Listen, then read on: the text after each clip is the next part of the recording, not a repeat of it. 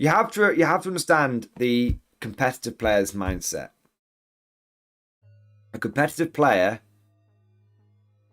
likes things to be very predictable. It likes to know that if I do X, then Y is going to be the output. If I do A, B, C, it will lead to 1, 2, 3. Competitive players don't like the idea of randomness. They don't like, that's why there's always this push for like balance. They don't like the idea of randomness. They don't like the idea of bad dice ruining their game. They don't like the idea that they like things to be predictable. They like things to be understandable. And this is why nowadays with things like, let's say chaos, for example, back in the day, what used to happen is if you wanted to call upon the power of the dark gods, then if you did that, there was like a chaos boon table, a chaos mutation table. And sometimes those boons would be really good, but sometimes your really expensive like chaos lord would just turn into a chaos spawn, or just like basically become like a gibbering blob of like gelatinous, like uselessness. Now that's really fun, but to a competitive player, that's really fun to a narrative player, but to a competitive player, that is completely unfun because they couldn't predict that was going to happen. So you had a lot of factions that had this randomness, like Orc randomness and Chaos randomness, and then those factions didn't see players much because 40k tends to be led by the competitive community. And now look at Chaos Space Marines. If you call upon the power of the dark gods, if you do a dark pact, you get sustained hits. You roll your battle shock test, and whether you pass or fail, you get sustained hits. You get your lethal hits. You're getting the effect because it's predictable. The trade-off is you might take some mortal wounds, but to a competitive player, that's all right because the result that they were after was guaranteed. That's the difference in chaos then and chaos now. That's why the game has so many rerolls, and that's why games of 40k. This is why 10th edition. There's a lot of reasons. There's a lot of people out there right now which they can't put their finger on. If you ask someone, is 10th edition a good edition? They'll go, yeah, like it's more balanced than ever before. Like, you can bring many different, every faction's got some sort of viable build. You can try a few different things out and, you'll still be able to sort of win a game at a tournament. Everyone's going sort of 3-2, 2-3. Like people will tell you, like, from a certain perspective, 10th edition is an incredible game. But it's a good game. But then the crazy thing is more and more people that I know are bowing out of 40k because of 10th edition, and they can't put their finger on it. They can't explain why they don't find 40k fun anymore, but they don't. And they're not dipping out of tabletop wargaming. A lot of these people these are young guys, these are old guys, these are everyone in between. A lot of these people are dipping out of, who were 40k players, are dipping out of 40k, but they can't really explain why. They are, and they're going over to things like Heresy, which is absolutely an inherently unbalanced game. They're going over to things like Old World, which is a completely less balanced game than 40k. And they're going over to things like Bolt Action, which is phenomenally unbalanced. And there's a whole myriad of reasons. Sometimes it's financial, like a lot of these other games are a lot cheaper than 40k. But for most people, it's this. There's this inexplicable reason why they just don't find 40k fun anymore. It should be more fun. A lot of these guys are competitive players. A lot of these guys are, if not cutthroat competitive players, a lot of these guys are people that have played at tournaments and used to sign up to all the regular events. And yet now they're not. Now they're just playing in a close-knit group, playing fucking Horus Heresy or something. And the reality is, the conclusion that I have come to is that it's not the balance of 40k which is a problem. That's actually the best it's ever been in years.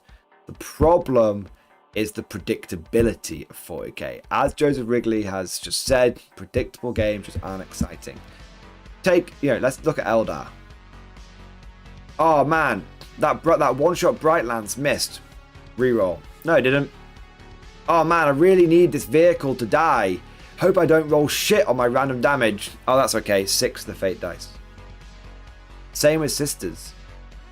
Like, there's no risk anymore. There's no, whoa, are you going to get the damage you need? No, it's, I need a 6. There you go. I need a reroll. There you go. And they're just a couple of examples. This is prevalent throughout the game. Rerolls, and I've said this before, I'll say this again. Rerolls are in the game to stop people's feelings from getting hurt. That's it. That is the only reason rerolls exist in the game. Because one of the number one complaints you used to hear from people back in the day was, I lost that game because of bad dice. I lost that game because of bad dice. It's very, very, very rare these days where you hear someone complain about losing the game because of bad dice. Because every single faction has some way or another that build in rerolls or some other buffs, whether it's like sustained hits, lethal hits, miracle dice, fate dice, whatever it is, some sort of ability to make sure that when they do something, they get the outcome that they should expect, that they wanted to expect. They get the outcome that they wanted. And that's where I think the problem with 40k is it's too predictable. It's so predictable to the point now where you can have 2 players turn up to a game, look at each other's lists and go, yeah, you've won this. You can almost predict a game's outcome before a dice is rolled.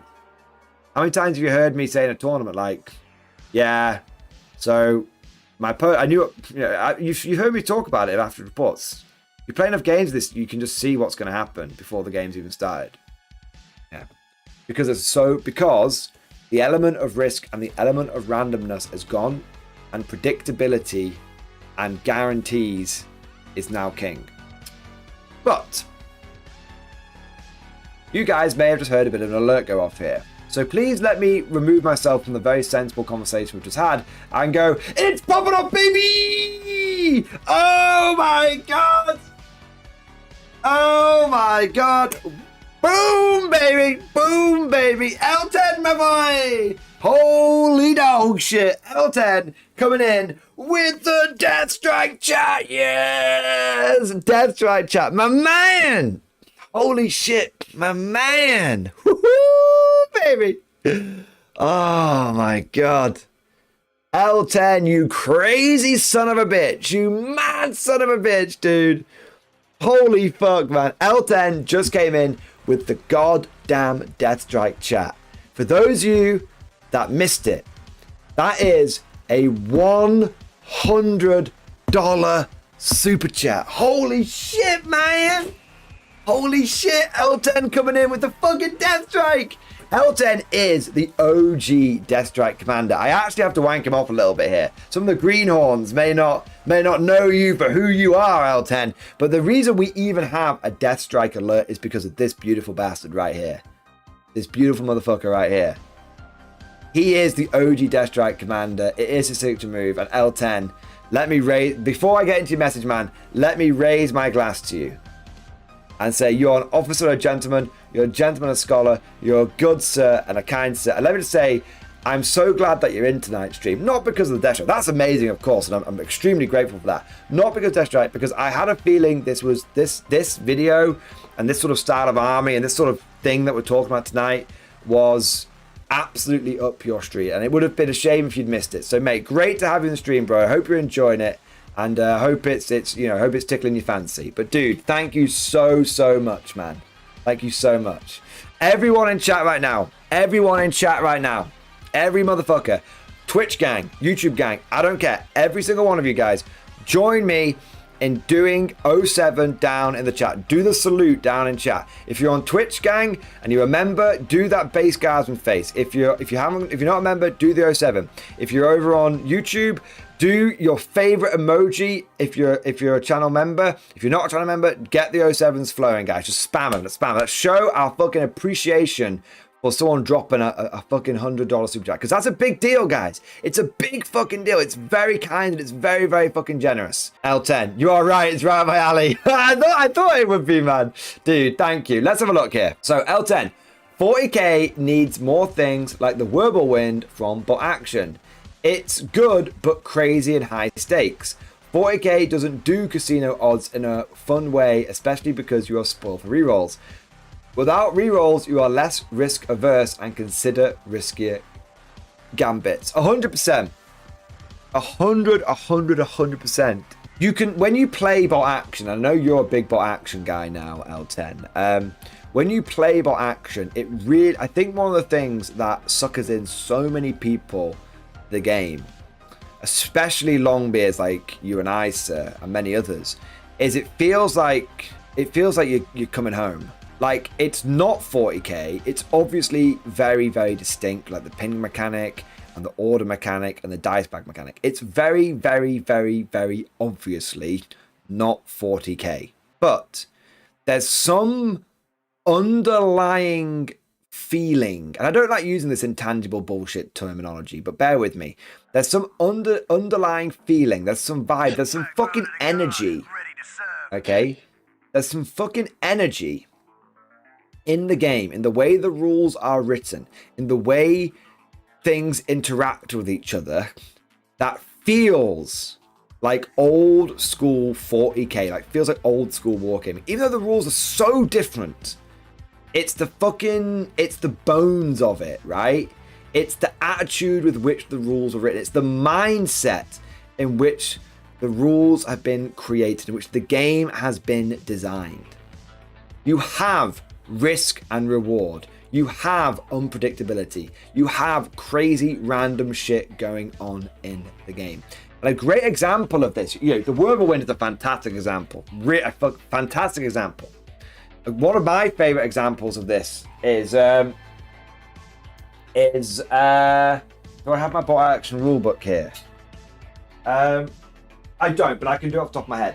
My best example of this is the Italian black shirt infantry. So the Italian black shirts, they cost the same points as everybody else. 10 points for regular. Okay? But they have a special rule called non testati. Basically, they've not been tested in battle.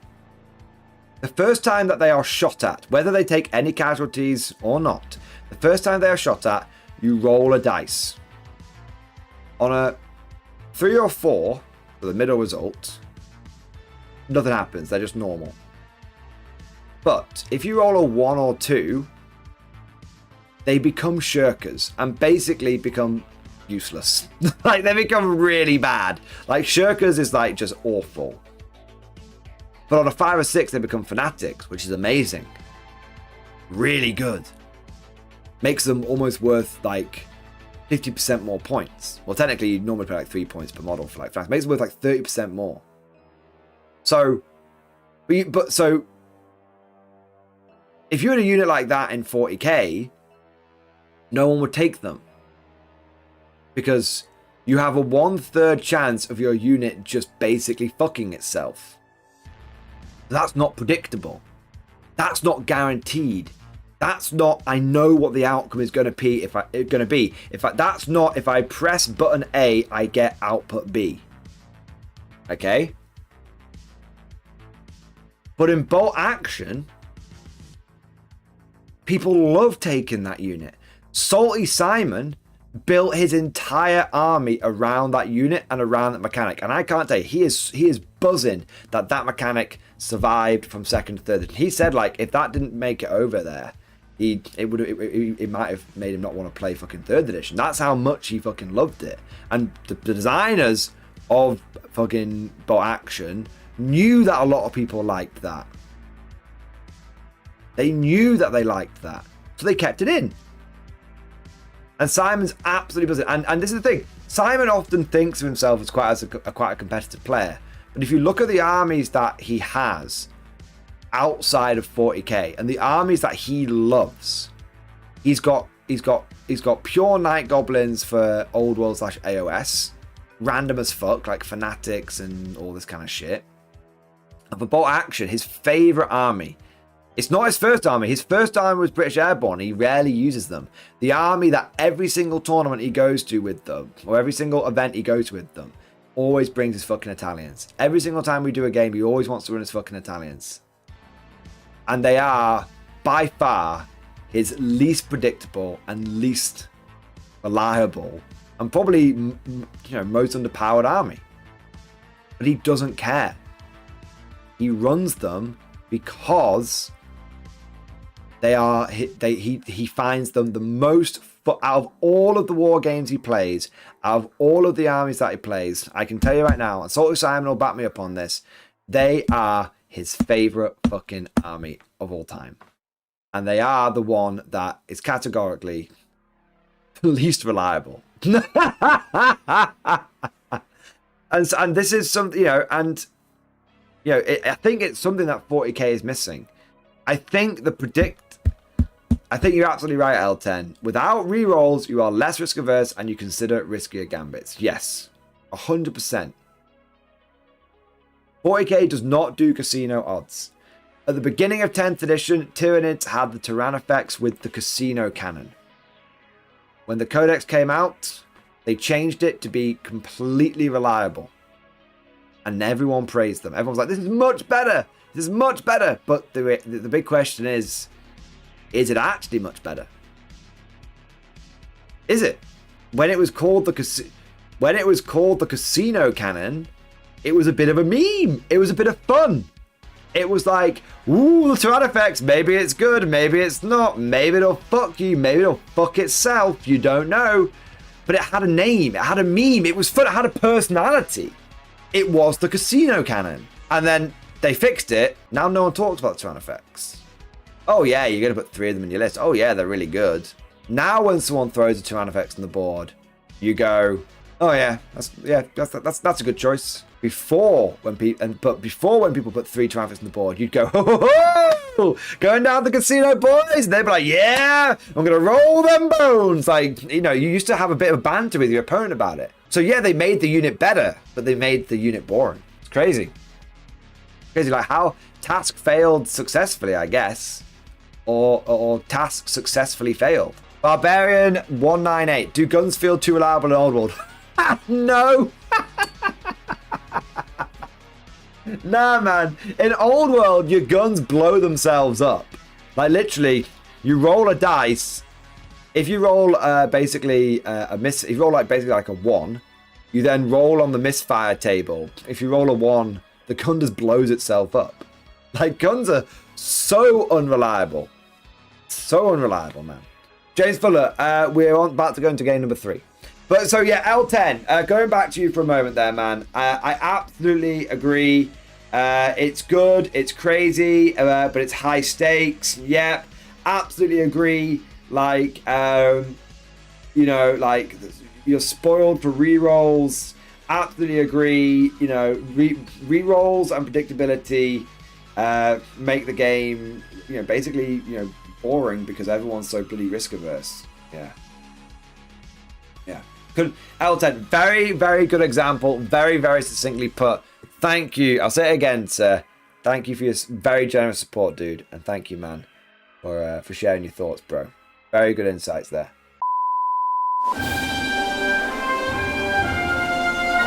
Would you like to know more? If so, then please consider becoming a channel member or patron. By supporting the channel, not only will you be doing your part, but you'll also be helping me create more content for your viewing pleasure and unlocking a whole host of perks. You get everything from a badge next to your name, custom emojis, but the big one is access to the Mordian Glory Discord server, an online community with almost 2,500 active members. It's always popping off in the MG Discord. We've got channels for army lists, hobbying, tactics, stories, and even a pretty spicy meme section as well. For all you greenhorns that wanted to see the Mordian glory hole, today is your lucky day.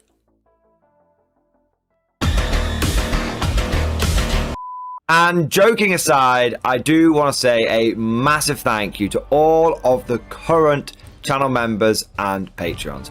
You guys are amazing. Truly the lifeblood of the channel. I could not do Mordian Glory full-time without the incredible and generous support of my members. So thank you guys so much. And last but certainly not least, I want to say a personal thank you to all of my top tier Patreons. These are the War Masters, the people who have truly gone above and beyond the call of duty. So a heartfelt thank you to Alex Dengal, Bon Vert, Lord Pryor, Mark Panconi, RJ Scorpion, Swordfish Trombone, Try Again Bragg, John Stubbs, Nick Walsh, Diesel Fox, and August Barney. Seriously guys, thank you from the bottom of my heart. Your support is incredible and it makes a huge difference. Thank you so much. That's all for now. Hope you've all enjoyed today's video, and of course, as always, see you guys next time.